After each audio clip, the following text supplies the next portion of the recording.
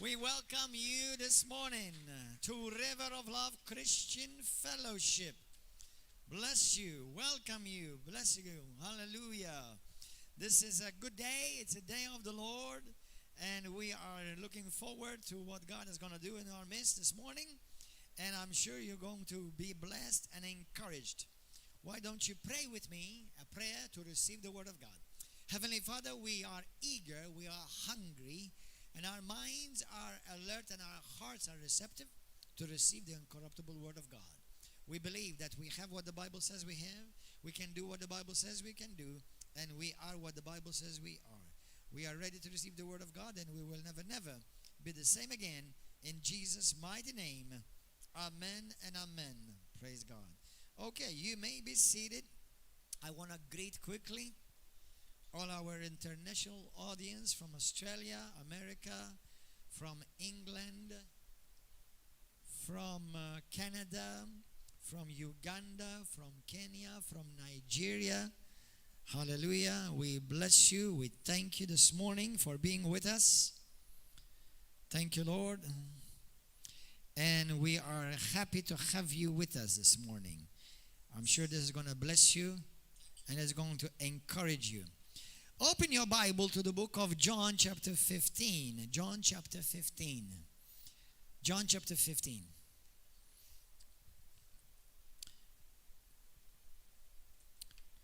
Verse 5. Jesus speaking to the church, to the people of God, to his disciples, to his people, to the Christians everywhere. He says this, I am the vine, and you are the branches. If you remain in me, and I in you, you will bear much fruit. Listen to this. John 15 verse 5 now. The last part. Apart from me, you can do nothing. Apart from me, you can do nothing. And apart from Jesus, we are nothing. We are nothing. You know, if you are in this place today and you have never been born again, if you have never been truly saved, if you have never given your life to Christ, you are still nothing. Jesus came for nothing. Jesus came to earth for people who were nothing. And he knew that without him, we were nothing and we could do no thing. In the book of Ephesians chapter 2, verse 1 to 3. Look what the scripture says. This is all before a man or a woman turns to Christ. For you were dead in your transgressions and sins. I want you to see it in your Bible. See it in your Bible. For you were dead in your transgressions and sins. You were dead. We were dead people, in which you used to live. And when you followed the ways of the world and of the ruler of the kingdom of the air. Brothers and sisters, when you were dead, when you were a sinner, when you were lost, you were dominated by Satan. Did you know that? The world till now, all those who are not born again, they are dominated by the devil. They may be sweet, they may be well-meaning, they may even be more religious than you are, but they are dead without Christ. Dead. The spirit who is now at work in those who are disobedient. All of us lived among them at one time, gratifying the cravings of our flesh and following its desires and thoughts like the rest. We were by nature deserving of the wrath of God. We were by nature deserving of the wrath of God. The Bible says in John chapter 3 verse 36 that those who have not Christ in their lives, the wrath of God abides upon them.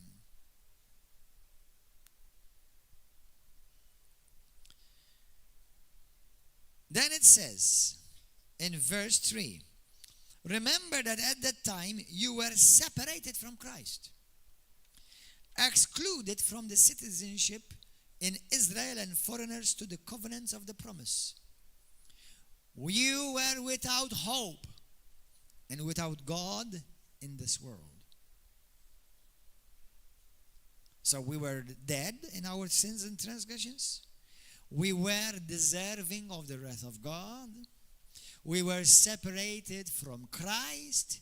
We were without a covenant. That means we were dogs, according to the word. We were without hope, and we were without God. Verse 13. But now, in Christ Jesus, who once were far away, you have been brought near by the blood of Christ. You have been brought near by the blood of Christ. Listen, brothers and sisters. I know some of you or most of you know this. But religion does not bring you close to God. If you are listening to this message, I don't care, God doesn't care how much religious you are. It does not bring you close to God. It is the blood of Christ that brings you near. If you're a Jew or maybe a messianic so-called Christian, because there's no such thing in the Bible. That's why I'm saying that. In the Bible, if you're a Jew and accept Christ, you're called a Christian. If you're a Gentile, you accept Christ, you're called a Christian. You're not called a messianic Jew or a messianic Christian. You're called a Christian. Amen. So all those who like to use these wonderful titles, man-made, some of them they don't damn you, but they are necessary. Okay? You are a Christian. So if you are a Jew trying to keep all the law, you were near, but you're still lost. You may, the Bible say, I like to say like this. Whether you miss the train by 8 miles or 8 inches, you still miss the train. Right? So, one who was immersed in sin and one who was immersed in religion, they were both lost. Amen? That's what the Bible clearly says. Now, verse 8 of chapter 5 of Ephesians. For you were once darkness. We were not just in darkness. Ephesians 5:8. We were not just in darkness. You were darkness. Now remember, what does Jesus say to his disciples? He doesn't say that you are in the light. He says you are the light. First he says I am the light. But then he says you are the light. So we were darkness. We were not just in darkness, but we were darkness. Hallelujah. We were that because we were, but now, everybody say not, but now. We are light in the Lord. And now we live as children of light. Hallelujah. Now when we were born again, we received a great transfer. Normally we use the word transfer when we are transferred from one job to another, from one city to another. But we were transferred from the kingdom of darkness to the kingdom of light. We were transferred from the kingdom where we were completely dominated by the devil and all his demons. And now we are dominated by the King of Kings and the Lord of Lords and the light and the goodness of God. Hallelujah. Now it doesn't say that you have it. You're dominated by it. We are not just blessed. We're dominated by the blessings. We're not just loved. We are dominated by the love of God. Hallelujah. Colossians 1:13, the Bible says, for he has rescued us from under the dominion of darkness. Colossians 1:13. And brought us transferred us into the kingdom of his beloved Son, or the Son he loves, in whom we have redemption, the forgiveness of sins. That's why we must be born again. That's why there's a big difference between being religious. For example, I spoke on the TV. I don't know if you, some of you who watched the MRTV program this weekend. If you haven't watched it, watch it tonight at 5 or tomorrow morning at 8. where I spoke about the prison situation in Malta. You have been hearing for some time now people suiciding in our prison, which is absolute shame for our nation. Okay? But you know, one of the reasons is because they've always resisted from the gospel going in there. But there is one Catholic priest. Now, may God bless him, whatever he is doing. But do you think with all of those people he's going to be enough? And let alone he is Roman Catholic. He's not even a Christian and preaching the gospel of the kingdom with power and authority. And hallelujah. Praise God. So the gospel of Jesus Christ will enter the prison in this land. And the gospel of the power of the Holy Ghost will be entering in that place and bringing many sons and daughters to glory. Hallelujah. Agree and say amen. Amen. Because men, prisoners, they don't need religion. They need Jesus. Amen. Not religion. But in the name of Jesus, I decree that God will judge everyone who is resisting the gospel from entering our prisons in Malta in Jesus' name. Amen? And it shall be done. I decree it today by the authority of Jesus Christ. And you agree, and so it's done. Because the Bible says Jesus has promised, whatsoever you pray when you desire on this earth, whenever you pray and you agree together in this earth, it shall be done for by my Father in heaven. It shall be done for you. That's what he says in the book of Matthew 18, verse 17 through 18 and 19. So, what gives us our authority? Brothers and sisters, when you were dead, when you were lost, when you were an enemy of God, when you were darkness, when you were without hope, when God was your enemy, we had absolutely no authority. You had no authority. Did you get that? You have no authority. That means you had no say. Did you understand that now? You had no say in your life. When you were without Christ, it doesn't matter what you want. God did not hear you because God only hears his children. That's why God only hears prayers prayed in the name of his son Jesus Christ. You pray to Buddha, God is deaf. You pray to Muhammad, God is deaf. You pray to Confucius, God is dead. You pray to Madonna, God is deaf. You pray in the name of Jesus, tell me. Hallelujah. Amen. I meant to say deaf. Those of you who thought I said God is dead. Deaf, because I didn't sound it right. So God does not hear, nor is he obligated to hear anyone's prayers unless they are accessed through the blood, through the name of Jesus Christ. That's it. That's it. Why do you think only people with Christ will go to heaven? Well, I love Mary. Well, so do I, but she won't save you. Well, I love the Pope and I pray to the saints. Well, I love the Pope because as a human being, and I love the saints too, but they won't save you. Only Jesus Christ can save you. Only Jesus Christ can take your prayer before God, and God will give attention. Amen. So that means without Jesus Christ, you are nothing. Your prayers will do nothing because you have no rights, no privileges, and no authority. Did you get that? I want you to get this so that you get the rest of the message. Without Jesus Christ, you have no authority over nothing. Over sin, over sickness, over disease, over curses, over demons. You have nothing. They dominate your life. You have no rights, no privileges. You are nothing. And when you are nothing, what you say is nothing. What you think is nothing. Amen? Hallelujah. So, what gives us our authority? Those of you who want to take points, take these points. 1, Ephesians 2 verse 13. But now, in Christ Jesus, you who once were far away have been brought near by the blood of Christ. So, what gives us our authority? The blood of Jesus Christ. 2, Hebrews 10:19.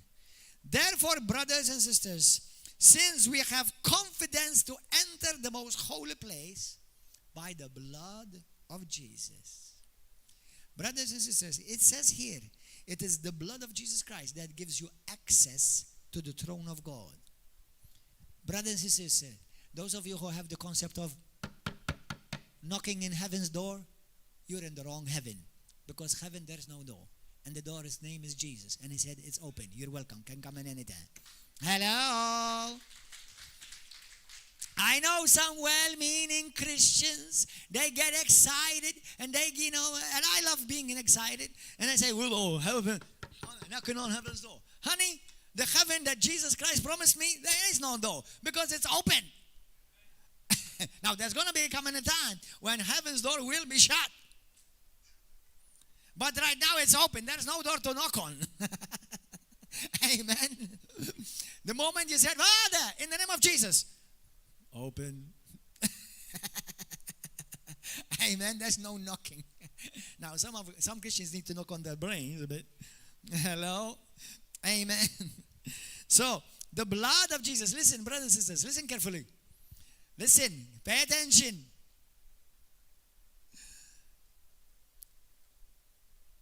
Demons cannot enter the presence of God. But sometimes the Bible says in the book of Revelations that even Satan goes in the presence of God. But he has to be summoned and given permission. Angels have to be summoned and given permission. You can enter anytime. Listen. Angels are servants. We are sons. If any one of you come to my house,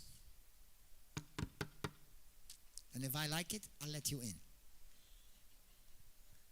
My children don't knock. They got the key. And they walk right through. Sons don't knock. Daughters don't knock. Daughters and sons, they just walk through. If you're a servant, now we are sons who serve. But our nature is not servants. Our nature is sons and daughters. Amen? Are you understanding? All of this to tell you the authority, the rights, and the privileges that the Lord spoke to my spirit yesterday.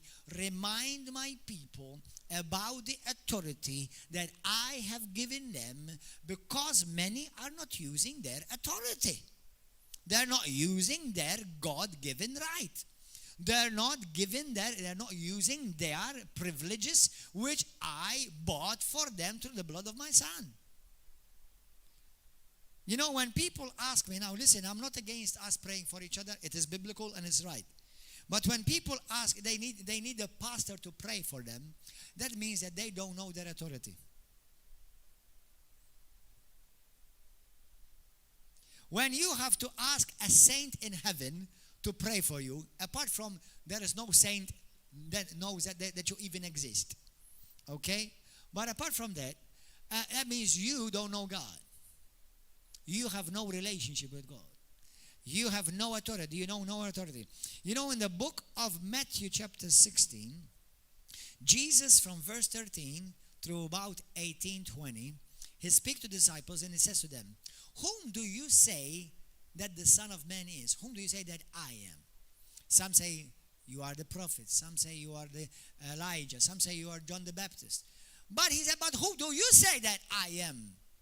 And then Peter, by the revelation of the Father, says, you are the Christ, the Son of the living God. And he said, blessed are you, Simon Bar-Jonah, for what you have just said did not come from flesh and blood, but was given to you by my Father. And I say to you, upon this rock, the rock of your confession of faith, knowing who I am, that's why in order for you to have authority, you have to know the great I am. He says, I will build my church. So the church is built upon knowing Christ, and when you know him, you have authority. And then he says, behold, I have given you the keys of the kingdom. Keys of the kingdom. Everybody say keys. Not just one, keys to many things of the kingdom. And whatever you shall bind on earth shall be bound in heaven. And then Jesus repeats that as well again, almost word for word in Matthew 18, verse 18 through 19. That means now anyone who prays, anybody who binds on earth will be bound in heaven in his name. Amen.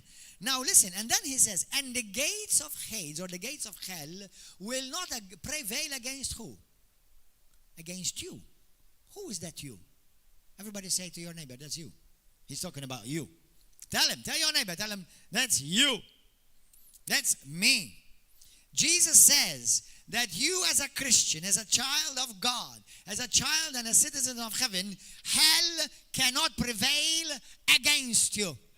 Amen. Hell cannot prevail against you. But pastor, it feels like all hell has come against me. Well, praise God, how powerful you are. I must believe in you very much. But remember, hell cannot prevail against you.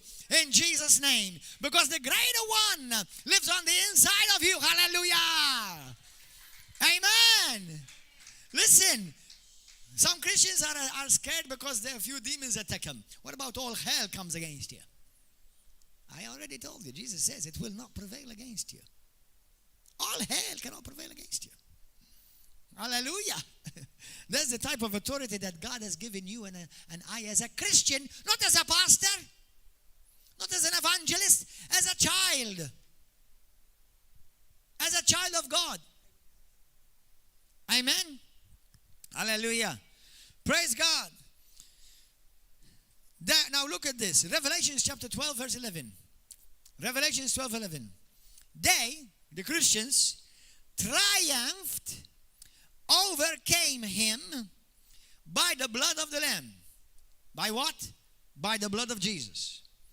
And by the word of their testimony. Or else by the word which they testified. What are you testifying? What are you saying? Where do we bring our confidence? Where does our confidence in Christ come from? Why are we so bold? Because we know that we have been given the authority to the blood of Christ and now through the word of God. You see, the Bible says, it says that they testified to the word. They testified. You see, what does the word of God say about you? What does the word of God say about you? You know what many Christians are testifying? This is what they're saying. Well, I think I'm going to get sick soon. Well, I think, Pastor, the devil told me that I'm going to die before my birthday. Well, the pastor, I can't come to church because the devil told me if I come to church, he's going to hurt me. Well, the pastor, my mother died with that sickness. My grandma died with that sickness. And I think I'm going to die. What are you testifying? What are you saying? Is that what God is saying about you? You overcome him by the blood. But then you testify, you give testimony by what the word of God says. What does the word of God say about you? Yesterday somebody called me in the afternoon. And please, if you love me, don't call me on Saturdays after 1 o'clock. Don't call me Wednesdays after 1 o'clock. And don't call me ever after 1 o'clock. No, I'm joking. Don't call me Wednesdays, Saturdays after 1 o'clock. Amen. If you have a demon, cast it out. Hallelujah. So, but anyway, somebody called me at 3. And sister told me, well, Pastor, because this sister particularly, she said that she's not going to come to church because the devil told her he's going to get a big shaba, a big smack. Listen, tell that sister, the devil's not going to do nothing of that. King can come to church. But the devil told her, and I know she's repeating what the other sister said. And I told her, and she told me, Pastor, I told her exactly the same thing you're telling me. Praise God. So, because the devil told her, she told me that the devil told her, okay, that when I go to church, they're going to check your fever and I'm going to increase your fever. Tell her, listen, let me say it to you. Tell my sister, tell this sister. And she came yesterday. Hallelujah. And that they're not going to find her any fever. And the devil is not going to be able to touch her and she's going to be able to enter in the church. No problem. She came, no fever found, and said that, got blessed, and got slain under the power of God after we prayed with her. And nothing of the devil that said came to pass. What I said, testifying to the word of God, came to pass. Amen. Let me tell you something, brothers and sisters. Get this. What the devil says about you has no power to come to pass unless you agree. You better get that right now. Whatever the devil has said about you has no power to come to pass in your life until you agree. That means if you disagree, it won't come to pass. If the devil says, I'm going to kill you young, oh no, I'm going to die young. Let me prepare my stuff. Then you're going to die young. You agreed.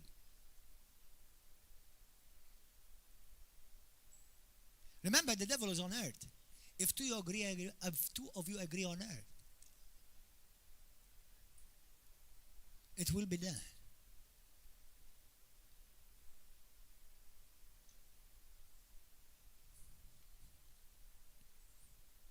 Hello. Hello. Hallelujah. So, our confidence before the devil comes from the blood of Jesus and the word of God that we testify. By the word of God. Listen, in the book of Ephesians chapter 6 verse 17, it says this. Take the helmet of salvation and the sword of the Spirit, which is the word of God. Where is the sword? Can anybody tell me where is the sword? Where is the sword? Where is the sword? Where is it? I didn't ask you what is it. Where is it? You know, I've seen Christians do this. You know, and I put on the helmet of salvation.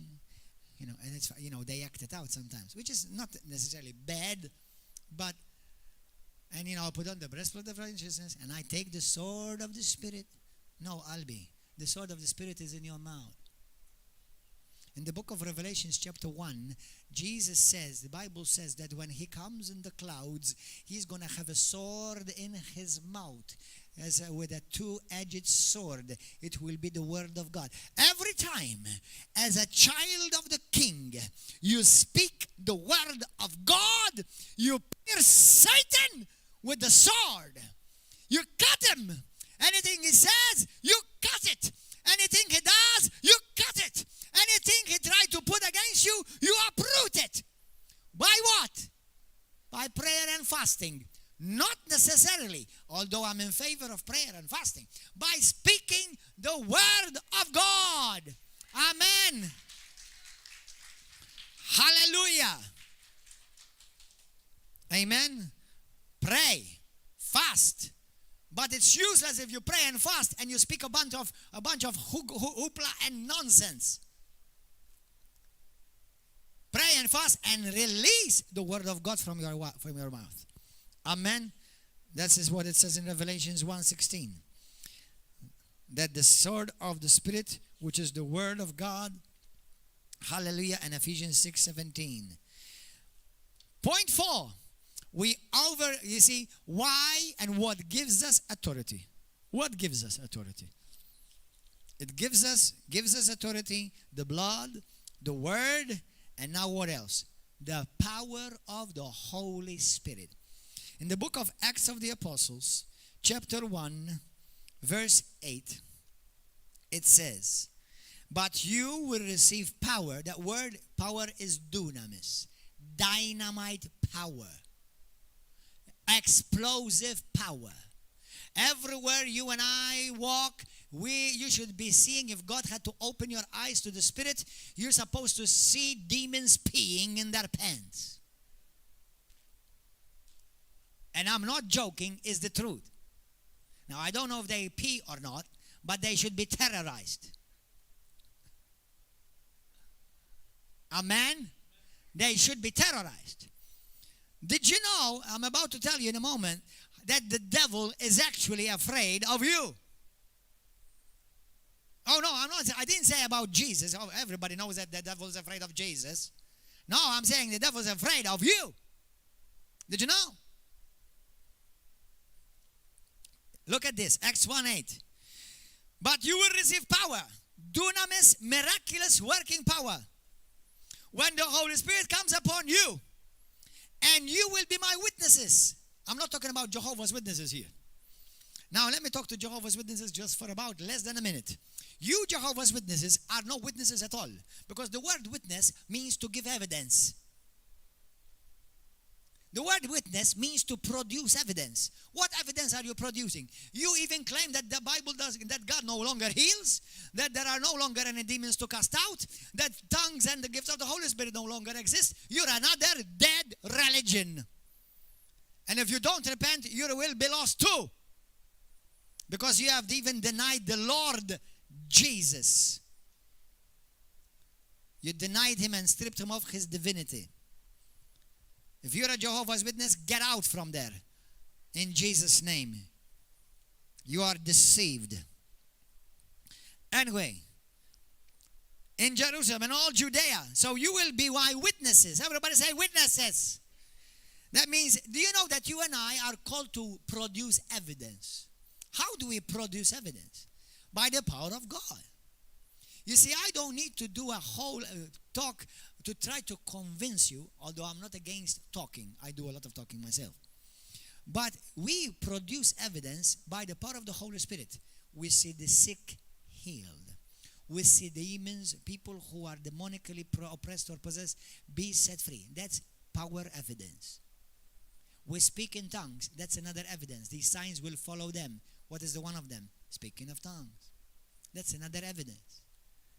That we don't just have a religion, man-made dead, but we have a faith in the living God, and this is our evidence.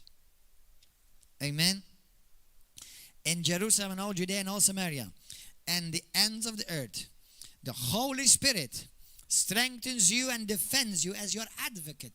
Jesus says, I will give you the Holy Spirit. He will be with you. He will defend you. He will go before you. He will be your advocate. We gain our authority in Christ because we have a great inheritance. Do you know that you have a great inheritance? Tell your neighbor, you have a great inheritance. Tell him now. Hallelujah.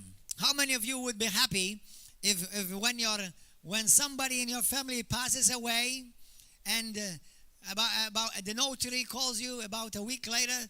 He says, you have an inheritance. You just inherited the estate, and it's worth about $100 million or 100 million euros. Would you like to come and get it, please?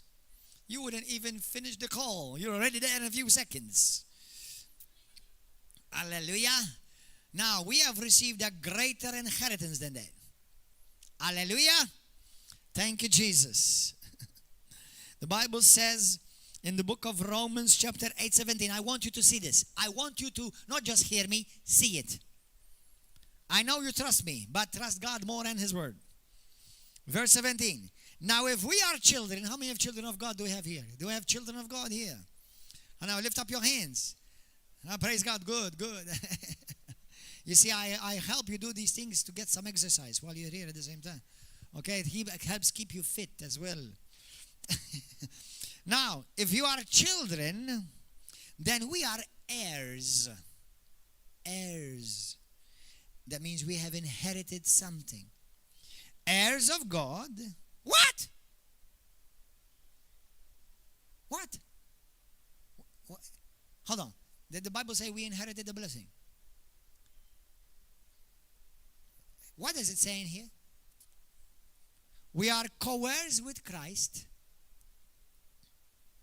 Hold on. Read that again. We inherited what? We are inherited God. Can anybody read? What did you inherit? Do I have a bunch of deaf and dumb people here in this morning? What did we inherit? No. What does the Bible say we inherited? Read your Bible. Look at the Bible. Not at me. I know I'm good looking. Read your Bible. Look at your Bible. We are what? Heirs what? Heirs of God. We inherited what? We inherited who? We inherited God himself.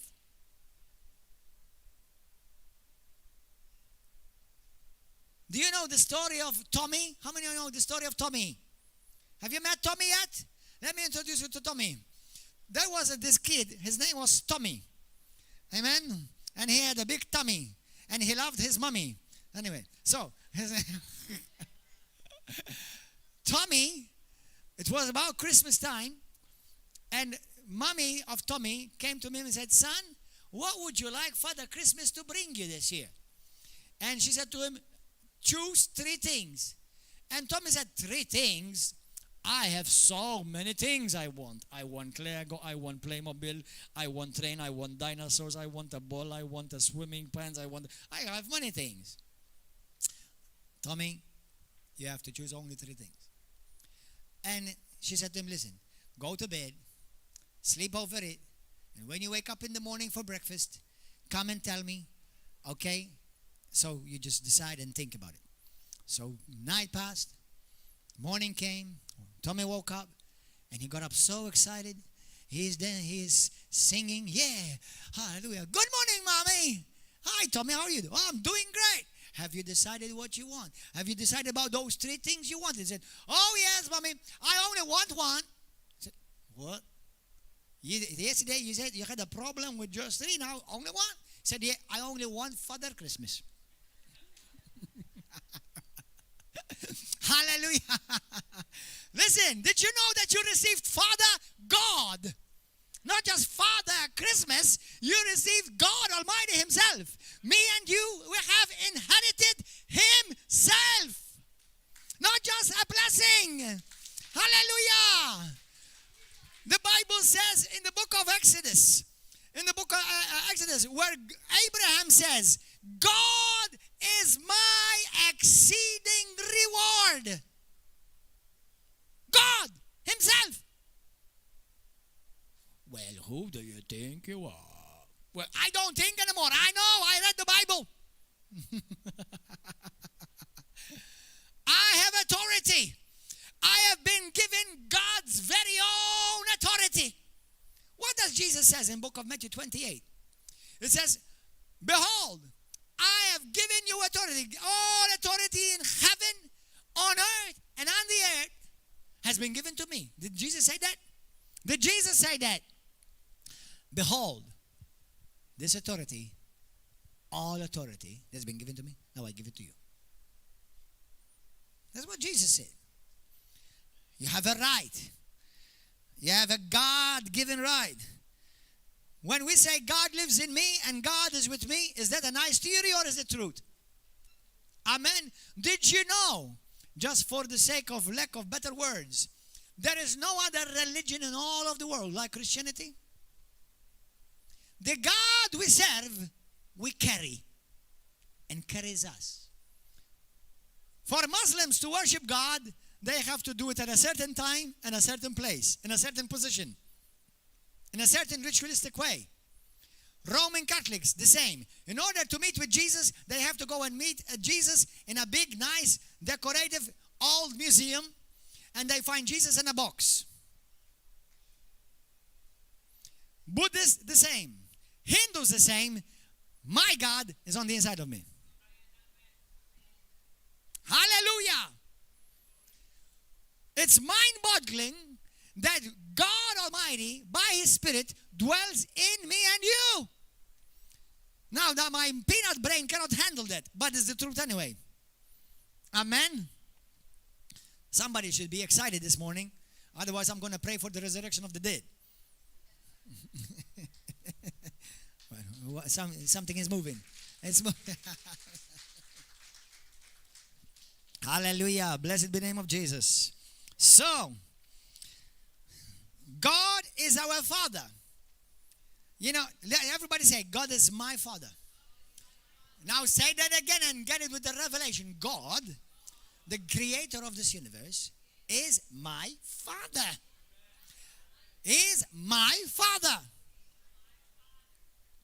Matthew chapter 6, verse 6 to 9. Look what Jesus says. Why do we have this authority? But when you pray, go into your inner room, close the door, and pray to your Father, who is unseen. Then your Father, who sees what is done in secret, will reward you. And when you pray, do not keep on babbling like pagans. Do not use repetitious words. Some other translation says repetitious, meaningless words. And everything that is repetitious is meaningless anyway. Because if your God is alive, He has heard it the first time. You don't have to repeat it 50 times. Hello? Hello? Are you chewing? Are you quiet because you have food in your mouth? I can understand. All right, I'll leave you quiet. Amen. You know, my dear beloved friends, Roman Catholics, you who are so hooked on a religion made by men, not of God, and knows this kind of religion God never knew in the Bible, the disciples never knew in the Bible, the apostles never knew in the Bible, and not even Mary, that you claim to be Madonna to pray to, that even knew in the Bible.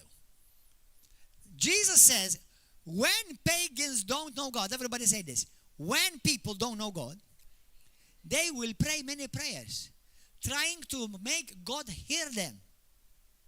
But if you know God, you say it once, and He's heard, and it's done.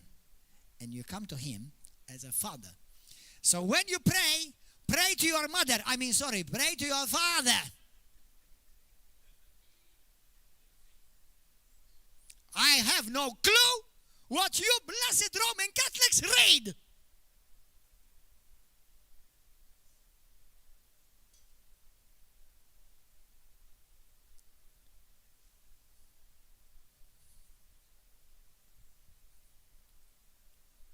Convince me from the Bible and I will become Roman Catholic nationally.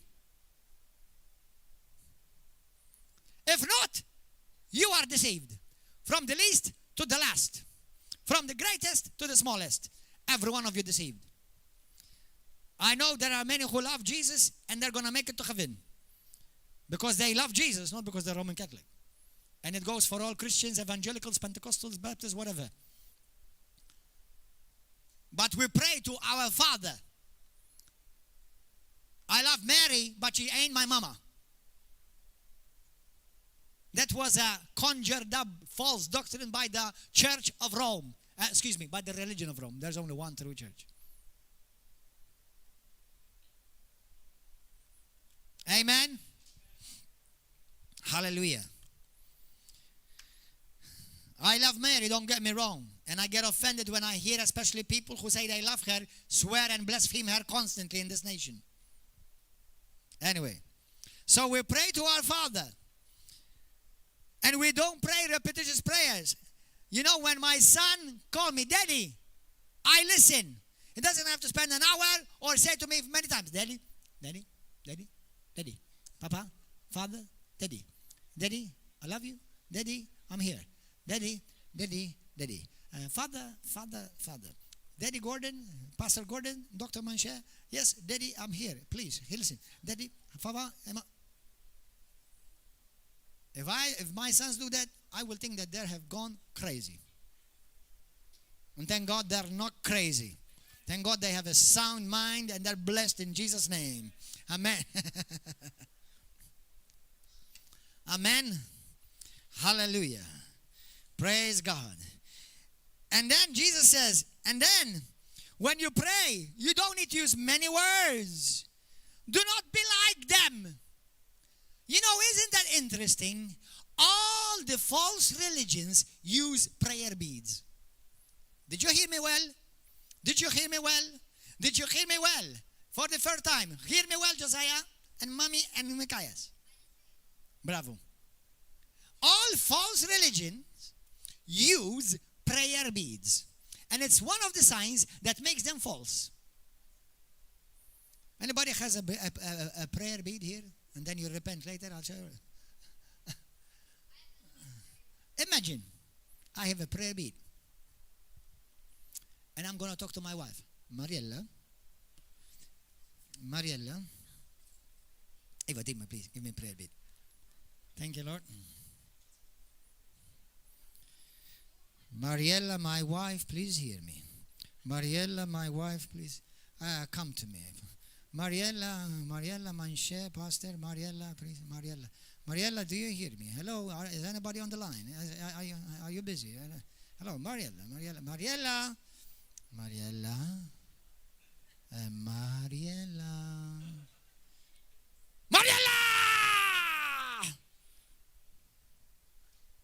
Prayer beads don't get you to heaven.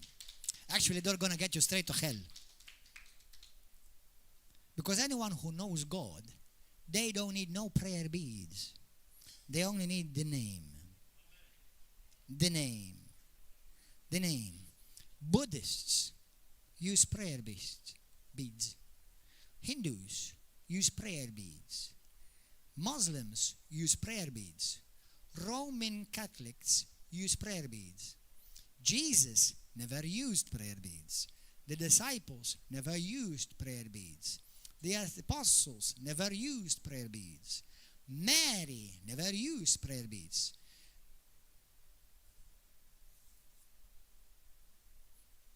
And they use them because they think the more they say, the more they will be heard. It's a proof they are lost and they don't know God. And with love, I would love to say to this to his face, even the Pope and the bishop and every well-meaning, courageous Catholic priest who will be able to face me. But they don't. Normally they run.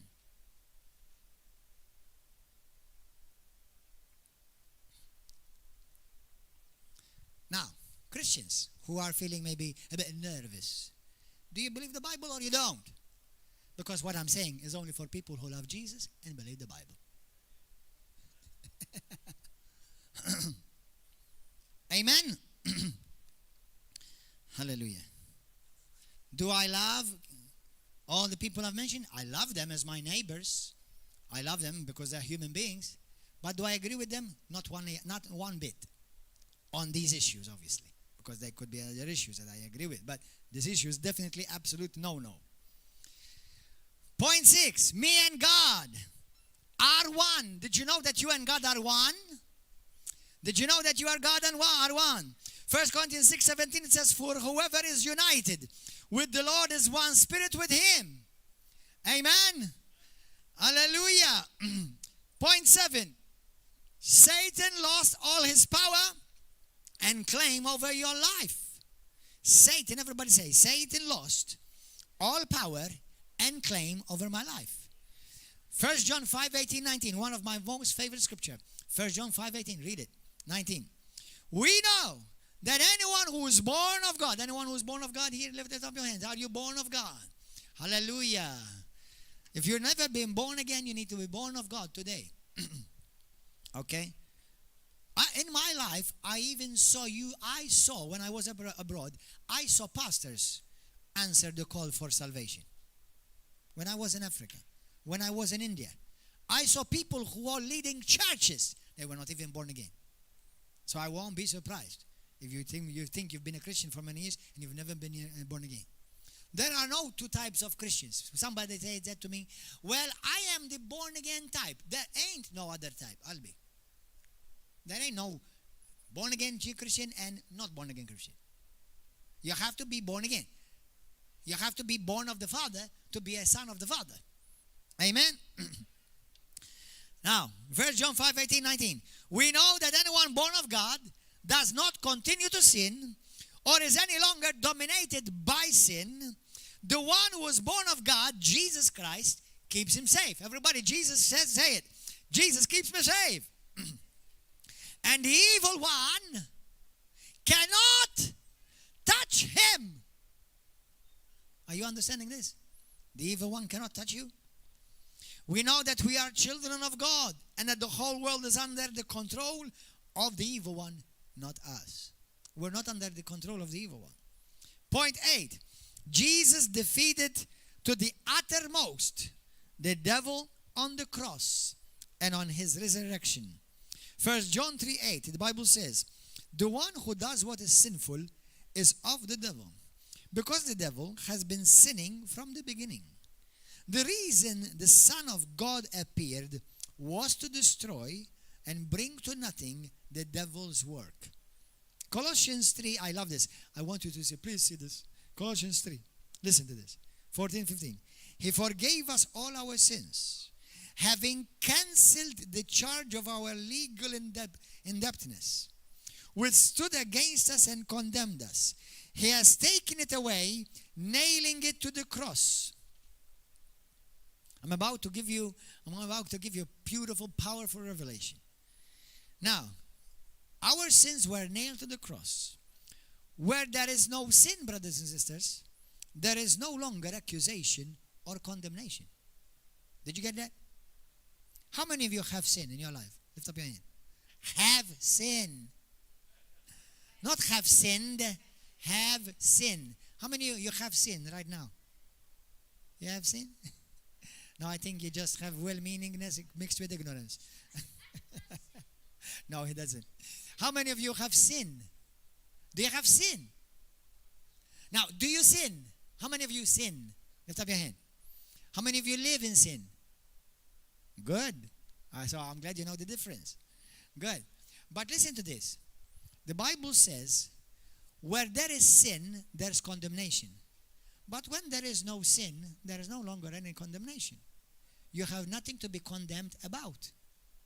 Has Jesus forgiven all your sin? Yes or no? What about tomorrow's sin? Has he forgiven that? Yes. That's why Romans 8:1. For there is now no more condemnation for those who are in Christ Jesus. No more. Look at this. And now I love this. I want you to listen to this because you may find it funny, you may find it powerful, you may find it a bit, you may chuckle on it. Look at this. Verse 15, Colossians 3:15. Read it. Look at it. I want you to look at it. Colossians 3:15. Jesus disarmed the powers, that means the demonic powers, and the authorities. He made a public spectacle of them. Made a public spectacle, what does that mean? Triumphing over them by the cross. How many of you have heard of the word embarrass? How many of you have embarrassed? You see, in the Bible, do you know, even in the New Testament, in the Old Testament, there is a scripture, there is a passage in the Old Testament, in 1 Chronicles chapter 19, there's a place where the kings in the Old Testament, also in the old times, you see, it's not like today. Today, you have the president of a nation, of a prime minister, and you have the army, and the army goes and fight, and the president remains in the Oval Office or in the office drinking coffee and tea and dipping biscuits while everybody is killing themselves out in the field. In the old days, in the Old Testament, and all the old times, the king used to go with the army. Did you hear that? The king used to go in front because he had a spine and he was not afraid and he was strong, he was courageous. Normally he was a great warrior, okay? Not warrior, warrior. And he used to go in front with his army. And when they would go and defeat that army, they would defeat them, they would grab the king of that army, grab him, he would strip him naked, cut his clothes off of him, tie him, and send him butt naked, marching in his village. Now, do you know that word, put them to open public spectacle? That means today, the devil, how many of you have a bit of imagination, a wild imagination? The devil is like this, look. He is stripped naked. He is put to public shame. In the book of Isaiah, the Bible says there's going to come a time and God will remove the curtain and he will show the nations. Look whom you are afraid of. What? That? Oh my God. How are we afraid of him? This guy. Butt naked. The word embarrass means to have embarrass, your ass uncovered. Now, that's not a swear word, believe it or not. It's in the King James. And it's true. It means to have your booty uncovered. And what God is saying here, He says, I have uncovered the booty of the devil. I made a public spectacle of him, and I stripped him naked. Hallelujah. How many of you like that? Hallelujah. Praise God. I'm glad that you like a naked demon. Defeated demon. Embarrassment. Amen. Hallelujah. Praise God. That's powerful. You see, they used to grab that king, strip him naked, butt naked, tie him, and march him through the crowd to completely embarrass him and shame him. Do you know, brothers and sisters, you and I need to get a revelation that the devil is defeated, he is naked, he is stripped completely of his power and authority over a Christian. Now listen to this, let me qualify that. The devil is afraid of Christians, but not only. He is afraid of Christians who know their authority in Christ.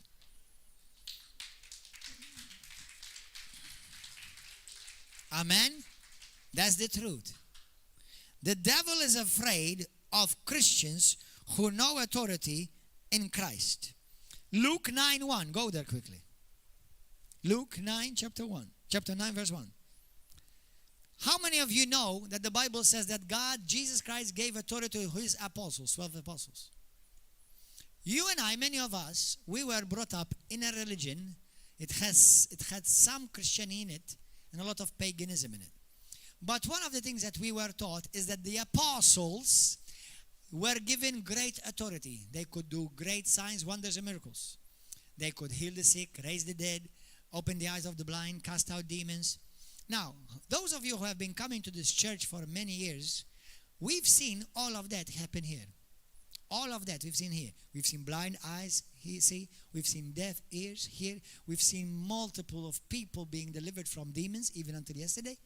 Okay? We've seen this many times. About dead being raised, I saw that too. Two people. I saw people raised. One died here in the church, and I prayed, God Almighty, help me. I don't want to be on the newspapers. Pastor kills old men in the church. Oh, Lord Jesus. And he was raised from the dead. It's true.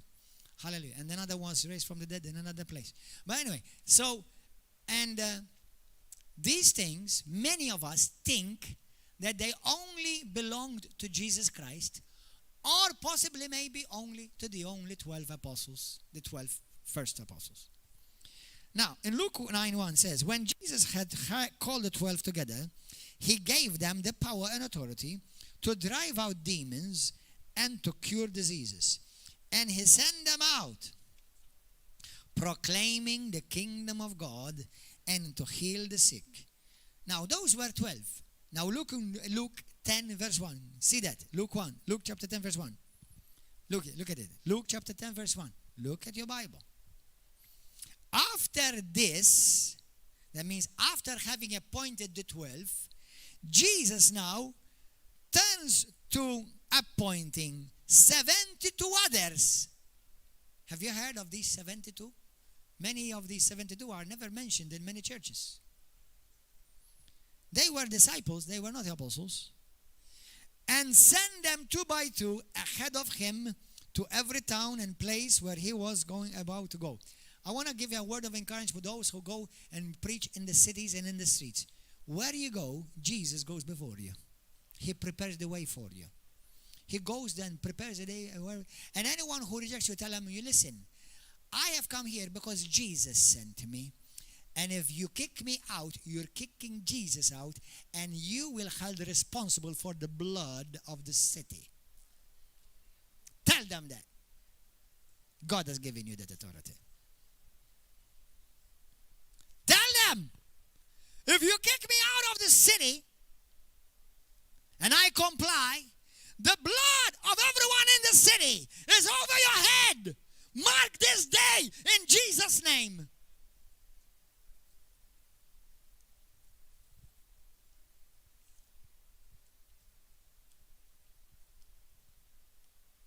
Hallelujah.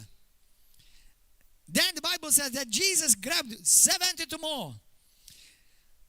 And he said, verse 17, the 72 returned with joy and said, Lord, even demons submit to us. Not just to you, but to us. Say it, not just to Jesus, but to me. Say it. If you believe the Bible, you better believe it. Demons are subject to me. Demons, tell your neighbor right now, demons are subject to you. Tell them, demons are afraid of you. Demons are afraid of a true, genuine Christian who knows his authority in Christ. Hallelujah. They are subject to us in your name. And he replied, I saw Satan fall like lightning from heaven. Behold, I have given you authority to trample on snakes and scorpions and to overcome all. Everybody say all. All. That's right, brother. All. Some of you are taking a chance to be to your own right now. Oh. Oh. All the power. Say it, I have power. I have authority over all the power of the enemy. Now that's good news. Listen to the next best good news. And nothing of the enemy will harm you. Nothing of the devil will harm you if you know how to use your authority. Amen. Thank you, Jesus. However, Jesus said, do not rejoice that the spirits are subject to you. The spirits are subject to you. That's nothing. Practically, Jesus is saying this. This is Gordon Joe Manchè Bible version. Jesus is saying, why are you making such a fuss? Why are you making such a fuss? That demons obey you and are subject to you. I'll tell you a better piece. This you should rejoice and have a good fun and get drunk over. In my spirit, your names are written in my book. Wow, hallelujah. Thank you, Lord. Mark chapter 16, we're going to finish, okay? Hallelujah. How many of you give me 5 more minutes? Okay, 5, 10, 15, 20, 25. All right, praise God. Mark 16, look, verse 15. We're going to finish after this area. He said to them, go into all the world, preach the gospel of the kingdom to all creation. Whoever believes and is baptized, and make sure that you are baptized, they will be saved. But whoever does not believe will be condemned. These signs, now I want you to notice how the Bible is written.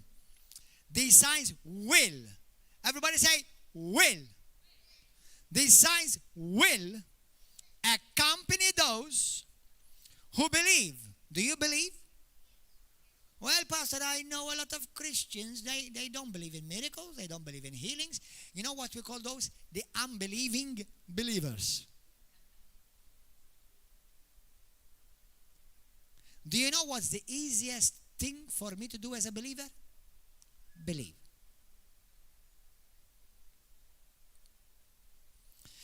And these signs will follow those who believe. In my name, they will drive out demons. Who is it? The priest, the pope, the bishop, the pastor, the evangelist? No. Anyone who believes. They will drive out demons. They will speak in new tongues. They will speak in new tongues. All those who believe. They will pick up snakes and serpents with their hands. And if they drink any deadly poison, it will not hurt them at all. They will place their hands on the sick and they will get well. In the book of John, chapter 12, chapter 14, Jesus says in verse 12, verily, verily I say unto you, whoever believes in me will do the works I have been doing, and they will will do even greater things than these, because I'm going to the Father. And I will do whatever you ask in my name, so that the Father may be glorified in the Son, and that you may ask for anything in my name, and I will do it. That's the words of Jesus. In 1 John 4:4, why do we have this confidence? Why do we have this great authority in Christ? Brothers and sisters, some of you may say, but I sinned. Don't magnify the sin. Magnify the blood. Don't magnify what the devil says about you. Magnify what God says about you. What does God say about you? I am blessed. I am healed. I am going up and I'm not going down. I am the head and I'm not the tail. Greater is he who lives on the inside of me than he that lives in the world. I have power and authority to trample upon scorpions and serpents and over all the power of the enemy, and nothing shall hurt me. That's what I say. That's what I say. Because that's what Jesus says for you to say. Amen. You know, one day, I was praying here at the altar, and we were praying in a prayer meeting here. We were meeting for prayer. And one sister all of a sudden started manifesting at the back. She had demons on the inside, a woman. She was new in the Lord, and she was manifesting demons. And I was here kneeling on the front. And I had messed up the day before. And I heard the devil say to my ears, in my ears, he said, you're not going to cast it out. You don't tell me you're going to go and try to cast it out. You forgot what you did yesterday? And on the other side of my ears, on the side of my ears, I heard the Holy Spirit speak these words to me. Son, don't magnify sin. Magnify the blood of Jesus. Don't magnify sin. Magnify the blood of Jesus. And when the Holy Spirit says to me, because the Holy Spirit is called an encourager, I stood up, went in the back, grabbed her face, looked into her eyes. I commanded those demons to leave her. She screamed. Under the power of God, she fell on the floor. And in about 2 minutes, she was completely set free, and demons coming out screaming. I think demons are women. They scream. Now, that's a joke, ladies.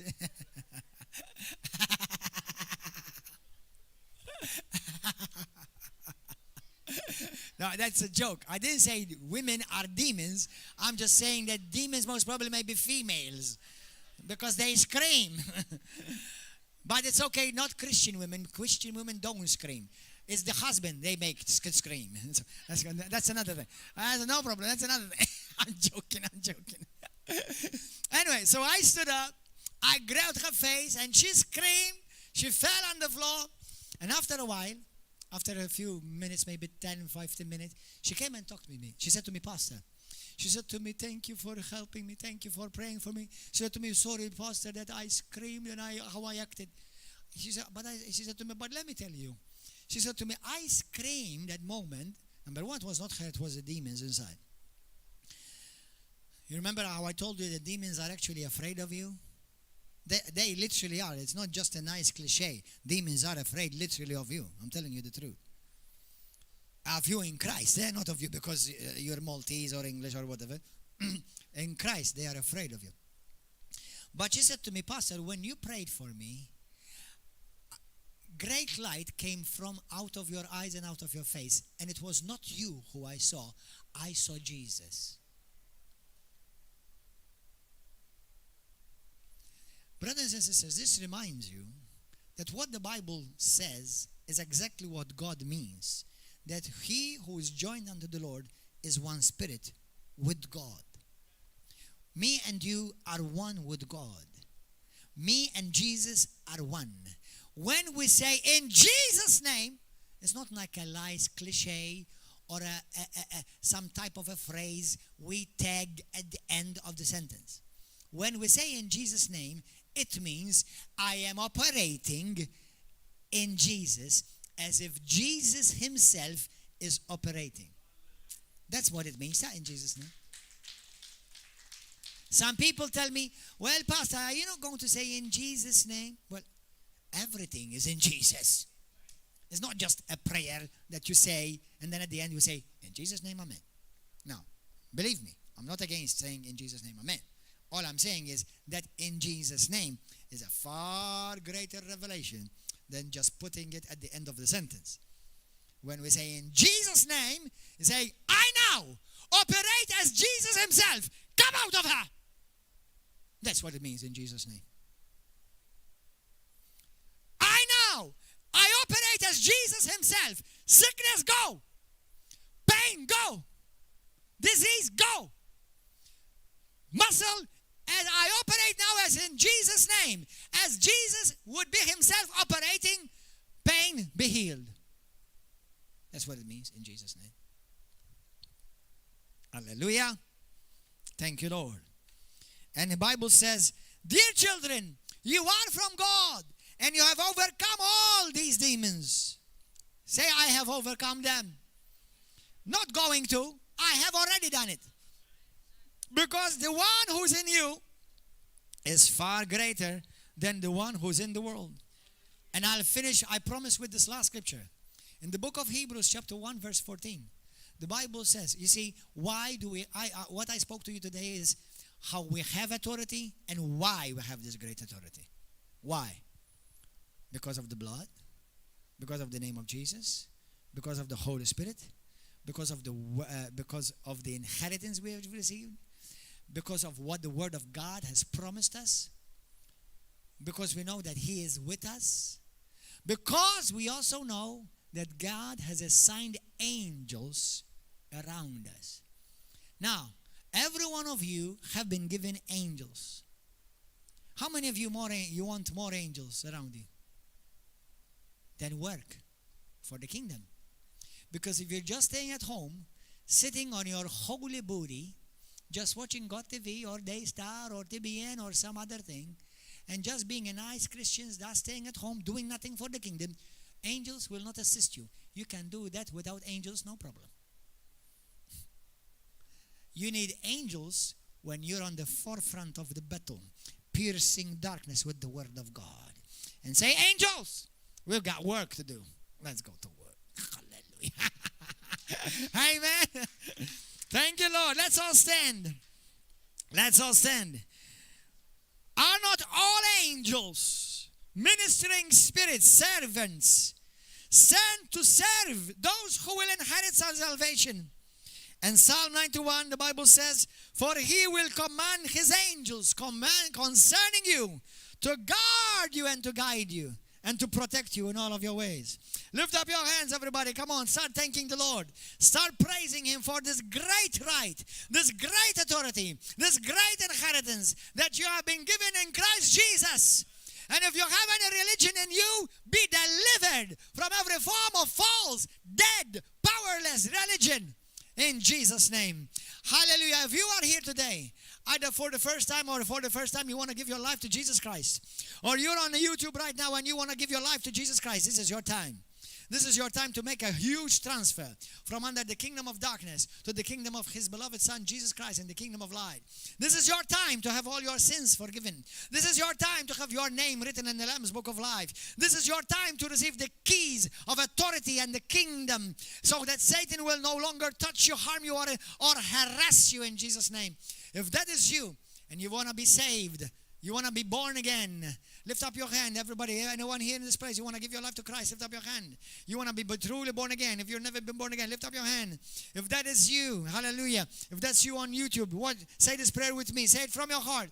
You may all say it with me. Say this with me. Say, Heavenly Father, thank you for your Son, Jesus Christ.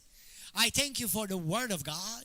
I thank you for this great inheritance which I have received in Christ Jesus. I thank you for the blood of Jesus. I thank you for the name of Jesus. I thank you for this power and authority that I have received in Christ Jesus. I want you in my life, Lord, and I ask you to forgive me of all my sins, past, present, and future. Wash me clean by your precious blood. And fill me now with the Holy Spirit of God. Lord Jesus, be my Lord, be my Savior, and dominate my life, with your love, with your spirit, and with your goodness. I want to serve you with all of my heart. I belong to Jesus today. I refute and I renounce the devil, and everything that comes from the devil, I refuse it and I reject it from my life. Every generational curse, every curse that I've inflicted upon myself, every bad habit, I break its influence off of my life today. In Jesus' name, I will live and I will not die, and I will declare the goodness of the Lord. For God has promised that with long life He will satisfy me, and let me behold His salvation. I thank you for your mercy. I thank you for your grace. I thank you for your goodness. I magnify the Lord in my life. I magnify the blood of Jesus. Hallelujah! Shout hallelujah! Glory! Glory to God. Hallelujah. If that is you, if you live in Malta, come and join us Wednesday, Saturday, 7 p.m., Sunday morning at 10 a.m. If you live overseas and you're looking for a good Bible, powerful teaching church with the Holy Ghost, write to us and we will help you find a church similar to River of Love. God bless you. See you next week. Hallelujah.